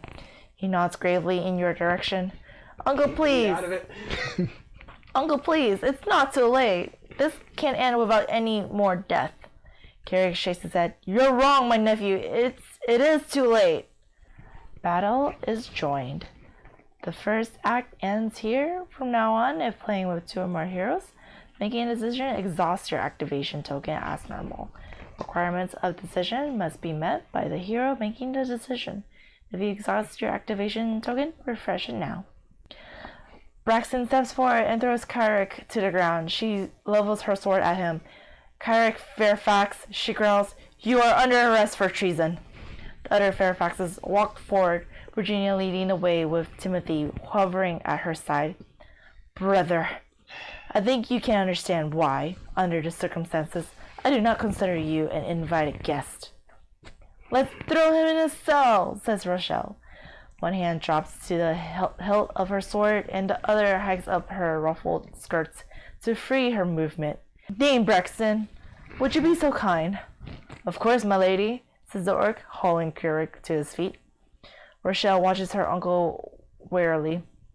Behind her, you see a human woman in a red riding costume and skull mask draw a long dagger and pad forward, the knife held flat against her arm. An assassin! It seems no one else has spotted her. Three option. Shout a warning to Rochelle, spring forward to protect her, or freeze the assassin in place. Requires a procedure. Then spring forward to block. You dash forward, drawing your weapon as you go. Rochelle sees you moving and draws her own sword as the assassin strikes. If you have the agility or military skill, I have both. For once. You throw yourself into a slide and knock the dagger from the assassin's hand just before it sinks into Rochelle's unprotected back. You sweep out a leg and knock the assassin flat on her back as you scramble back to your feet. Rochelle steps up and holds her attacker at sword point on the ground. "Thank you," she says to you. "Using a cat's paw doesn't make you any less of a murderer, uncle." Carrick slashes at Braxton with a knife, breaking away. "There's no turning back now," he calls. A number of partygoers throw off their masks and draw a motley assortment of hooked knives, cudgels set with nails, and other weapons made as much for cruelty as effect. Was nobody checked at the door? I mean, we had our weapon. Yeah, okay, that's good. Sonia's ghost shrieks as the remaining guests cry out in fear and begin running for the exits, where more bandits come streaming in. The ghost rises above them all, her cries rising higher and higher until a knife flashes through her and she vanishes. "Kill them all," spits Carrick, "and may we all be damned for it." 5 bandits rush forward, heading for Rochelle and her mother. Braxton steps forward and lashes out at the lead bandit, sending him staggering, but the other 4 rush past her like water. Rochelle shoves her mother behind her, holding her sword in a low grip. You get to her past my corpse," she hisses. "That's the idea, princess," chuckles the bandit in front. A lean, dark-skinned woman with dramatic patterns shaved into her hair. The screaming crowd parts, and a woman in Fairfax livery shoves to the front, tossing aside her black domino mask. The surly guard Talia. "You vermin are going to make me earn my pay tonight, aren't you?" she snaps, drawing her sword. Then she rushes forward and scatters the bandits with a swing of her blade. More bandits fight their way through the fleeing guests, moving to surround you. Rochelle shifts to and fro, desperately trying to stay between all of them and her mother. Option 1. Cut a path through the enemy. Option 2. Charge headlong at the bandits. Option 3. Blast the flanking bandits away. Option 4. Inspire your fellows with bardic song. Blast. No. I've always wanted a montage battle. You give me that. I'm going to inspire. I saw the last option. I was like, oh. Yes! Dun, dun, dun, dun, dun, dun, dun, dun. Given the night's appearance of the recently deceased, you decide a rendition of Requiem for Martyred Love, Vulgate, would be appropriate. Miriam's mezzo-soprano joins you before you finish the first verse. And a sense of grim resolve settles on the assembled company like a cloak. Everyone recover 2 stamina? Anyone? Sure, I guess maybe 10. If you have the empathy skill, why would I have that skill? Ugh, the one social skill I don't have. You chose not to have. I did choose not to have it. I didn't want it. Moving in perfect rhythm with one another and with your song, Braxton and Rochelle fend off the encircling bandits, each swing of their sword leaving no gap for the miscreants to exploit. 3 bandits rush to complete its circle around the emboldened group, one flipping a dagger around to throw. Your music rises to a crescendo as Celeste steps forward, holding one hand aloft and shouting a phrase in the elven tongue. A stone secreted in the palm of her hand flares with an impossibly bright light. A light which blinds the onrushing bandits, but a moment too late to stop the bandit with the dagger from hurling the blade into your thigh. Your song breaks for a moment as you gasp with pain and grab at your wound. Miriam's voice alone insufficient to fill the room. You lose 3 stamina. That's okay. Fighting through the pain, you resume your song and rejoin your gnome ally, the old orc guard. Tweagle casts aside his mask and steps into the disoriented bandits, lashing out with a steel mace to the beat of the Requiem. You have a moment's peace and regroup with the Fairfaxes. Timothy, Braxton, Miriam, and the 3 guards, Tweagle, Talia, and Deacon. The bandits hang back, but every moment more filter through doors or out of the rapidly thinning crowd. We cannot stay here, says Braxton. We have no cover and are badly outnumbered. Aye, the young knight has the right of it, mutters Tweagle. We must move or die. He jerks his head at the stone stair behind you. Up into the tower. It is only part of the manor grounds that is fortified at all. You realize that the eastern wing of the manor house is, in fact, an old stone tower, and the balcony overlooking the ballroom would be a fairly defensible position. The garden, suggests Timothy, his voice raging, will be trapped in the tower. In the garden, we can use the hedges to our advantage, and we'll have room to run if we need to. The gardens border directly on the orchard surrounding the village. Although its hedges offer some protection, the true safety in that direction might be to slip into the trees in the darkness and hope for the best. Tweagle and Braxton share a glance, then look at you for a decision. Up or out? Where we going? Up. Always like up. Up. Up it is. You said it first. Keep going. They're going over here. Yes, get him. Keep going. Now. Do it, snaps Rochelle. Braxton, Talia, with me. We'll give them some cover. The group moves toward the stair as Braxton, Rochelle, and Talia launch a concerned attack on the bandits, driving them back and giving you room to maneuver. Virginia and Timothy soon reach the stair and began to climb, followed by the rest of the group, one by one. Soon enough, the only ones left on the Great Hall floor are you, Braxton, and Rochelle. Talia and Celeste hold the bottom of the stair using flashes of magic light and swings of Talia's sword to keep back a pair of burly, almost necklace brigands. I have no neck. Too thick. 4 bandits lie between you and the stair, led by a lean, brown human woman with dramatic patterns shaved into her hair. This one. Get the noble girl, sneers the lead bandit. Carrick's paying 100 gold to the one who cuts her down. Try it, hisses Rochelle, her knuckles whining on the hilt of her sword.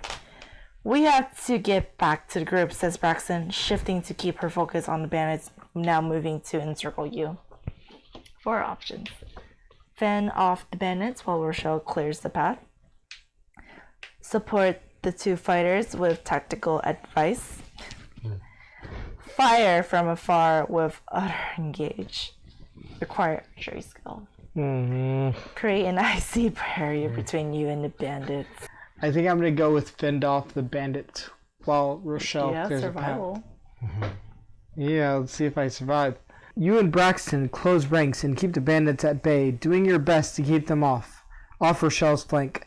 Rochelle, meanwhile, steps toward the stair and engages the bandit leader, her sword ringing as she moves. One of the bandits, a dwarf with her black hair shaved back to a single tall strip, leaps forward, attempting to knock you out of position and leave Rochelle exposed. She slashes at you with a hatchet, spinning to follow up with the hammer in her other hand. The mace. The goat. You sidestep her first swing, but her second is too fast, and the hammer cracks a painful blow to your leg, leaving you stumbling. The bandit follows up with another swing from her hatchet, which you barely manage to block before closing in core and hurling the dwarf back with your entire body. You lose 3 stamina. Ouch. He's got it. I was full. Oh, good. I think everyone's full. No. Not anymore. Not anymore. Staggering from your altercation with the bandit, you are relieved to discover that Rochelle has gained the staircase with Talia's help. She drags you up it, Braxton follows, and you soon have command of a highly defensible position. I have the high ground. Read 3692. You hold the foot of the stair while the others retreat into the tower. Before you can follow them, a bandit steps forward to challenge you to a duel. Come down here and fight, you coward, he calls, grinning around a mouthful of sharp teeth. He's an elf man with skin so pale it almost seems translucent, and he holds his hooked sword with a casual arrogance that suggests he knows how to use it. Your countess can't hide behind your skirts forever, not if she wants to keep the respect of her people. Before you can respond to either the challenge or the insults, the elf leaps to to the attack, his sword flashing in a deadly arc. You meet his assault with a clash of steel. Use the high ground to your advantage. Fend off his advances with lightning. Requires a rune skill. Alright, So, lightning. Like lightning. I think So that's you. Runes. Elf Bandit comes up the stair, swinging his vicious hooked sword in wide glimmering arcs. "Get 'em, Shark!" shouts one of the bandits below, a gnome woman thrusting her twin knives into the air. Seeing no real advantage to a duel per se, you lift your lightning rune and begin channeling its energy. You bleed off some of the gathering electricity in sparks and crackling arcs, illuminating Shark's sword and keeping him leaping backward every time he lunges forward on the attack. Eventually, Shark realizes that these minor shocks are painful but not actually dangerous. He launches a renewed attack, driving you up the staircase. What he doesn't realize is that your lightning rune is capable of much more. Waiting until you have Shark and several of his eager companions all in the same line, Yeah. you finally unleash the stored power in a white-hot torrent of thunder and light that arcs and dances between several of the bandits on the stairs and leaves your ears ringing. Chain lightning. Combo. Shark is hurled from the staircase to crash, smoking and twitching, on the ballroom floor below, and its companions fall to hit their knees, crying out in pain. Yeah. You fall back to the balcony, wondering how long it will take for the bandits to try again. Standing on the balcony, you watch as the bandits below get organized and prepare to mount an attack on your position. Some of them have found bows, and others now clutch spears. One group begins to climb the stair, led by a wiry human man with freckles and eyes as dead as colorless as a fish. You and Celeste stand on the balcony, she with a rapier in one hand and her rune, bound with copper wire and looped around 2 fingers, clutched in the other. "Just like old times," she says sourly. Option 1, fend off the bandits at the top of the stairs. Option 2, find a way to keep the bandits at bay. Option 3, pick off the bandits with your bow. Option 4, smash a vial of liquid smoke on the stairs. Naturally, the bow and the liquid smoke require archery and alchemy, respectively. You want to use your bow now? She's been eagerly waiting to shoot things. Shoot them, shoot them, shoot them. Pick 'em off. 7044. Your position above the bandits, protected by the stone banister of the balcony, is as close to the perfect roost for an archer as you can imagine. You knock arrow after arrow, letting fly and seeing bandits collapse or scurry for cover. Celeste covers the stairs with her rapier in one hand and rune in the other. "This is just like that time on the Rook's Tower," she calls. "Only it's not raining. Yet." I do have awareness.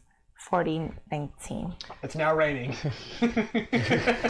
You are aware that her story has come to life. What? It's like that time in Budapest. 4019. You keep the pressure of the bandits, felling some and driving others back.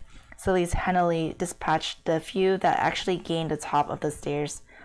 For a moment, it seems that the bandits have given up. Then you hear Kirik bellowing others, and the bandits drag the banquet table out into the hall and flip it up to form a crude palisade. Several begin climbing the stair under the cover of broad serving platters, most of which prove to be of little use against a proper bow, but at least they make you work for telling blows. Soon several bandits have gained the balcony and are driving Celeste back. "Retreat!" bellows Fraction from the doorway, and you do so, falling back and firing your last few arrows at the lead bandits. Celeste follows you through the doors into the Countess's audience chamber. Then Braxton and Tweagle slam them shut and bar them. Talia hands you a fresh quiver of arrows, and you stretch out your burning arm and back muscles. 4819. The Countess's audience chamber is almost silent, with only the hissing and spinning of the fire in the hearth breaking the stillness. Virginia sits on her chair of black wood, slender fingers wrapped around the arms of the chair as if she fears to fall. Timothy hovers at her side, fingering the dagger at his belt and casting nervous glances to the double doors. Rochelle leans against the fireplace, staring at the flames.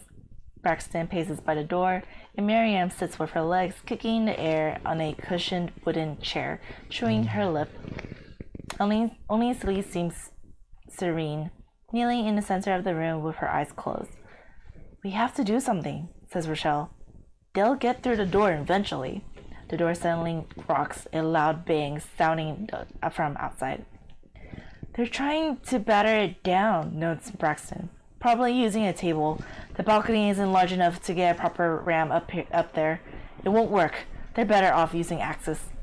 Moments later, the distinctive thok, thok, thok of an axe sound through the door. So where's that rain?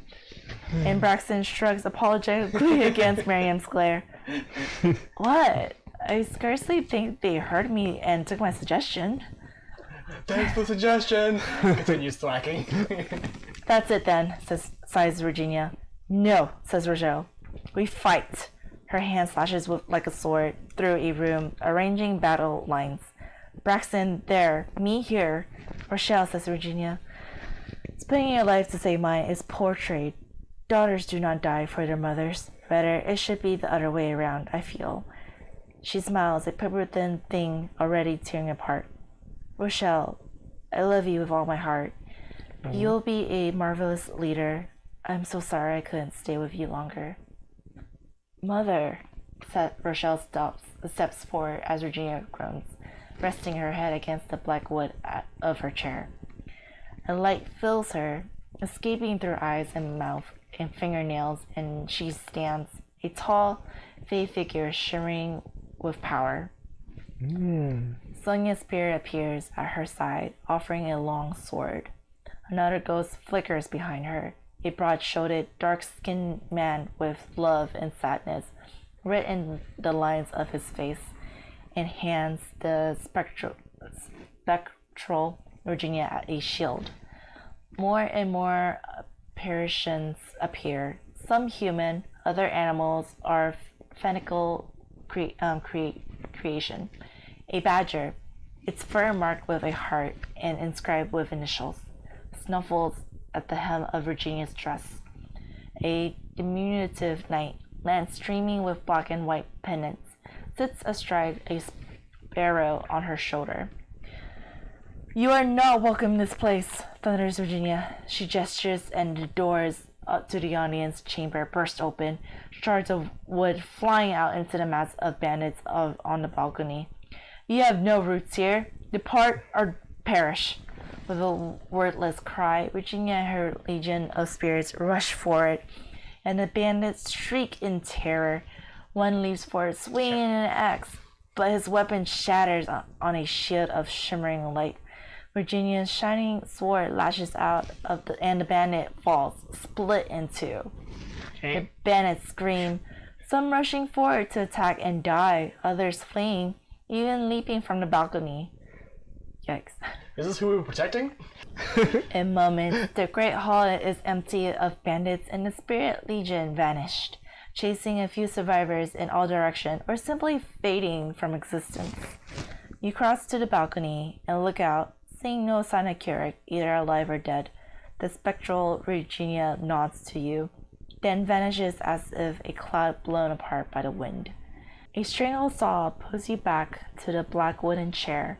Rochelle lies there, gripping her mother's skirt and shaking with grief, Philip's hand on her shoulder.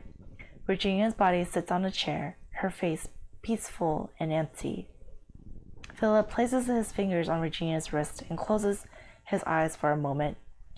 "No," he breathes. "She's gone. Shell." "I never knew," sobs Rochelle, turning and wiping tears from her eyes. "All this time, I never knew the power she could command." "Your mother wanted it that way," says Celeste, carefully closing Virginia's eyes with slender fingers. "She never wanted you to know the price she paid for her power." Soft laughter comes from the balcony. You turn and see Keurig standing in the shattered remains of the door, his scarred face alive with a manic light. "So, dear sister, your flame has finally burned out. I thought it might, if I gave you enough incentive." He pauses, drawing contrition. around himself like a masquerade costume. Rochelle, Philip, children, it's over. I am Lord of Dragonholt now. Rochelle stands and draws her sword, her eyes burning like green fire. Not while I live, she growls. Time passes. Rochelle rushes forward, slashing at her uncles as she comes. Kirik sidesteps her attack with no apparent distress. This tantrum is unbecoming a young woman of noble birth, says Kirik, even a bastard's daughter. Enough, shouts Rochelle, parrying Kirik's thrust. Her riposte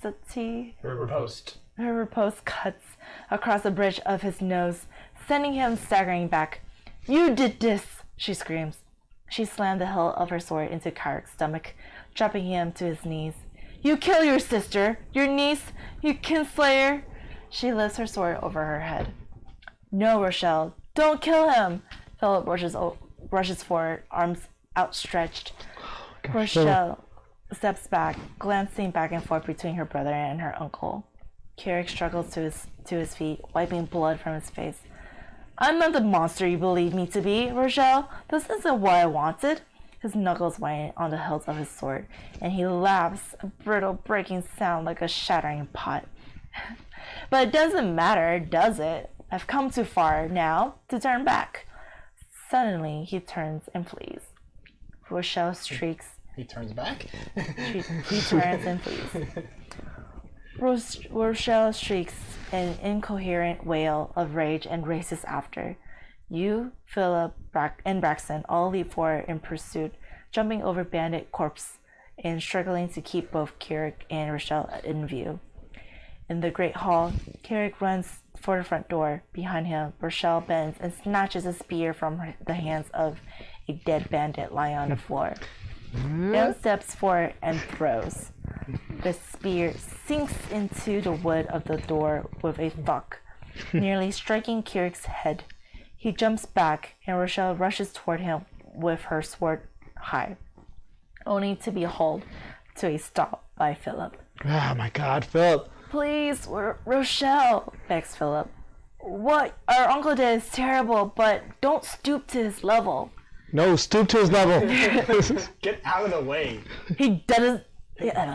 He does. Right? He's family. Not ours. We're not married into this thing. Yep. He doesn't deserve to live, Philip. Rochelle grabs Philip's hand and hurls him back into Braxton. He was going to kill you, she screams, fear, anger, and tears mirroring her expression. Philip stands tall and places himself between his sister and uncle. But he didn't. I'm alive, and so are you. No one else has to die. Mark 2, progress and peace. Hey. We finally get to know about that. That's what I I've been wondering this whole time, yeah. Rochelle screams and swings her sword, splitting a nearby chair in half. She seems torn in half herself, afire with rage and grief. Kirik sprints away from the siblings, climbing the far stairs up to the salon.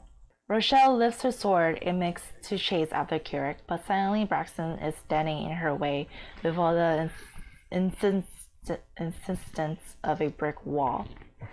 No, my lady, says the orc. You are Countess of Dragonholt now. I can't let you risk yourself like this. Braxton turns to you. Go, she says. Good. Kill him or talk him down. I don't care which. You climb the stairs and find Kirik pacing in the salon. He sees you and readies his sword, a handsome blade featuring the Fairfax family crest. I never wanted Sonia to die, nor anyone else, he says. But now it seems I have no choice.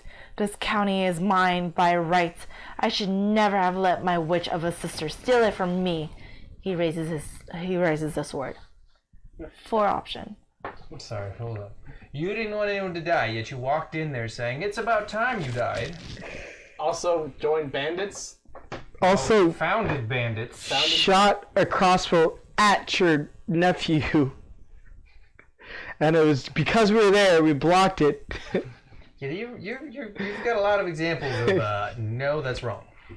What are our options? I did want to mention, at least he's right. His stepsister was a witch and basically a necromancer. Yeah. So? just point that out. Like, there's... For options. Engage Kirik in martial combat. Knocked an arrow and threatens him, which requires archery. I know. Just put down the sword. Quoted. And 4. No one has to die. What do you guys want? I like the third Peace or one. war? Which one's the third one? I know. Just put the. We say, I know. Just put down the sword. That would be talking down for peace. I think I could do that one. If we do that one. You want to try to talk him out of it instead of me? He's the one with I have empathy. You know what? Valid point. Go ahead. That is empathy moments. You show Kirik your empty hands and encourage him to take a deep breath. You tell him you know he never meant for Sonia or Regina to die, that their deaths are a tragedy, and that no more blood need be shed. If you have empathy skill, read 6357. That's nice. Alright. I get to Now, use that. you have reasoning. I swear. I mean, I just read a long passage. They haven't been asking much, so. Kirik shifts the sword to his other hand, running a thumb along the slash of his nose. No more blood, eh? He chuckles, pacing up and down the salon. Is it that easy? The seat is mine by right. Belmont will support me, but Cunningham? He scratches his chin, staring into the flame of a nearby lantern. Rochelle will never accept it. She'd turn the peasants against me. No, the only way this ends with no more blood is if I stand aside. He looks at his sword.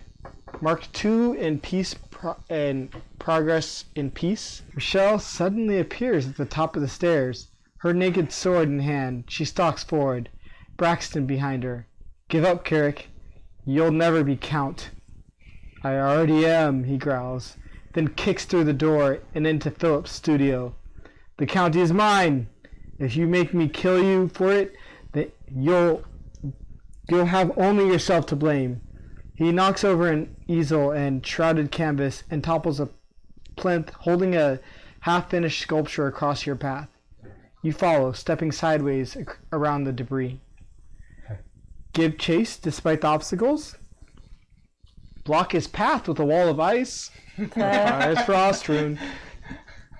Okay, that frustrates so much. Seriously, where the fuck is it? There's nowhere to run, Kirik. Give up. It's as Rochelle says, you've already lost. You've already lost.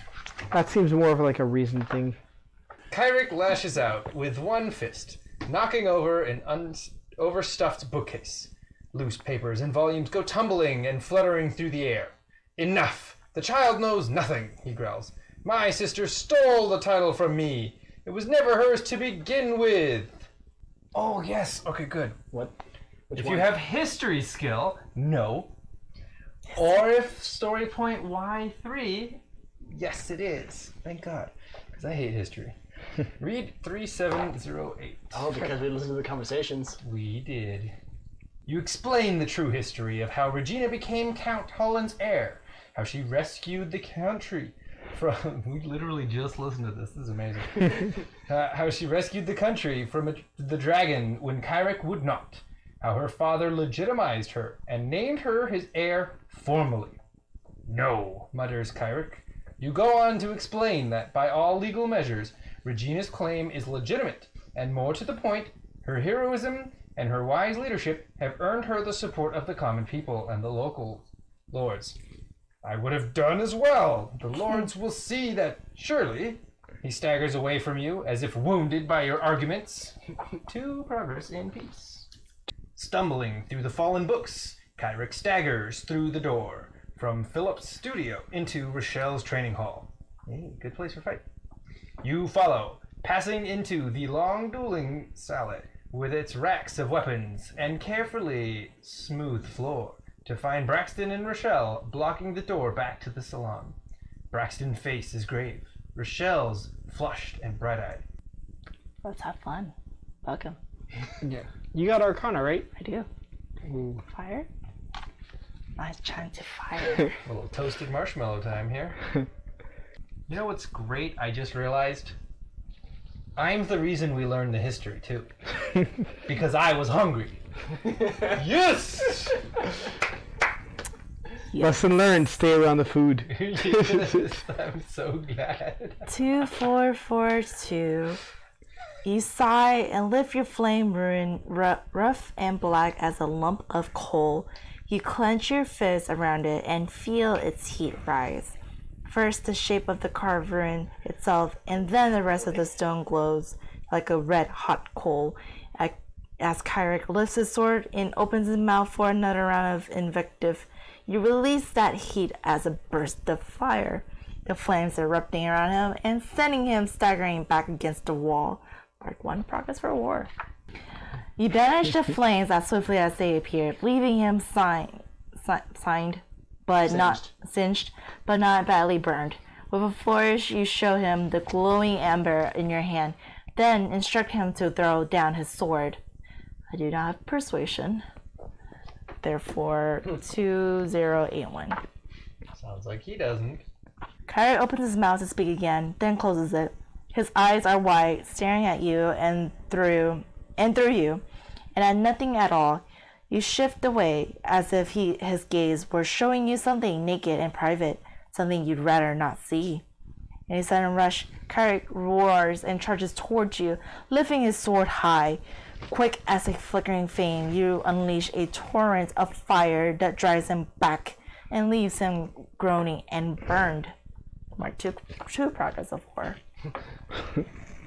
Burn, bitch, burn. Burn, baby, burn. He didn't like the fire. Kyrick drops the sword to clatter on the floor, bringing his hands up to cover his face.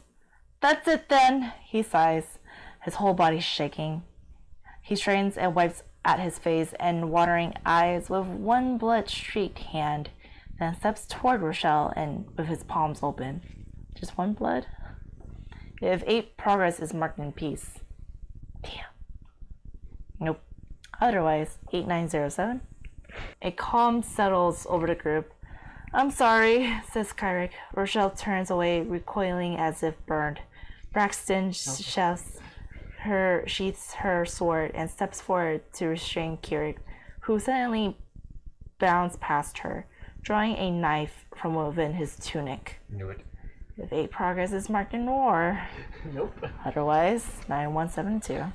Rochelle turns back, raising her sword between herself and her uncle, but she manages only a shallow cut across the side.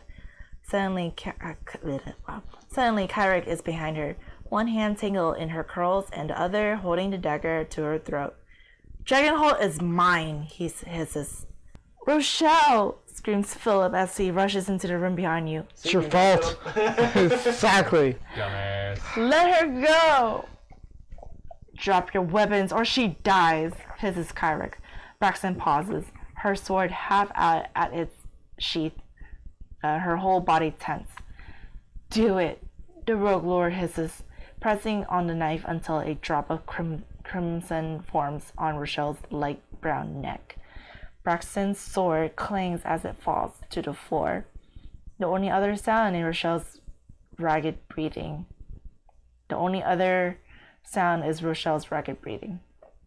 4 options. Rush at Kyrick with weapon in his hand. Try to put an arrow between Kyrick's eyes. Archery skill. Drop your weapon. Or let her go. Killing her only makes things worse. Should we talk him out of it? Why? I think so. Yeah, this is getting too close to. So, which one? This one makes more sense for us to talk about because he actually has issues with aggro. He has enough of my fire. So, which one? Drop your weapons or let her go? Killing her will only make things worse. Let her go. Let her go. Let her go. Let her go. Go. Let her go. Things Hold will her back. only get worse.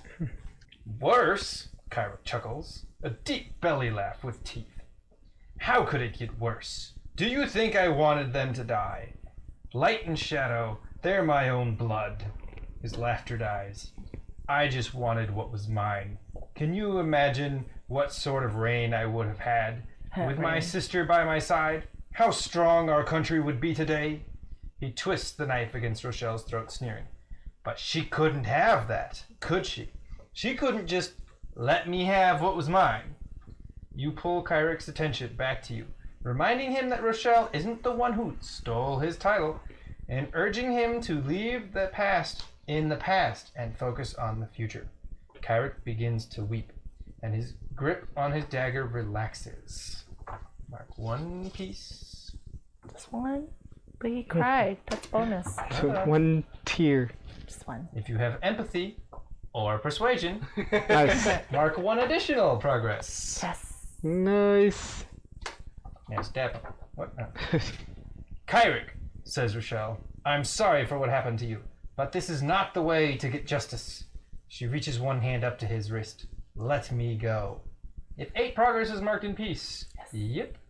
Shuddering, Kyric lets out a breath you didn't realize he was holding. The dagger falls from his hands, and he deflates. His shoulders slumping, his stance collapsing. Rochelle steps carefully away, and Jew and Braxton waste no time in pinning him to the wall and restraining him. Time passes. With Kyric safely restrained, the fear and exhaustion of the last few hours catches up with you in a rush. You feel disjointed, almost as if swimming through your own life. Soldiers clad in mail and Belmont red arrive and under Braxton's directions escort Kyric away. Someone presses a clay cup of water into your hands. You drift into the great hall. Regina's body lies on the only surviving table in the place, resting atop a dense carpet of flowers and other memorials. Her own masquerade disguise, the black and white dragon, lies next to the white lamb that had been meant for her daughter, Sonia. Rochelle and Philip stand vigil next to the table. The silent lamb. Rochelle wraps one arm around her brother's shoulder as they stand and grieve, leaning on each other, neither quite falling because the other is there. You stand for a silent moment, paying your own respects, and stagger out of the front door of the manor. The first light of dawn kindles in the eastern sky, and the birds begin to sing. Story point. C8. Sonia's ghost is still around, Yep. right? Off and on. Story point. Story point. Mm-hmm. Sonia, stop screaming. It's over. I mean, mother joined her. 9998 hopeful ending. Kyric is placed in the guard station cell until the following day, when after some debate, Rochelle has him escorted to the main hall of Fairfax Manor to stand trial.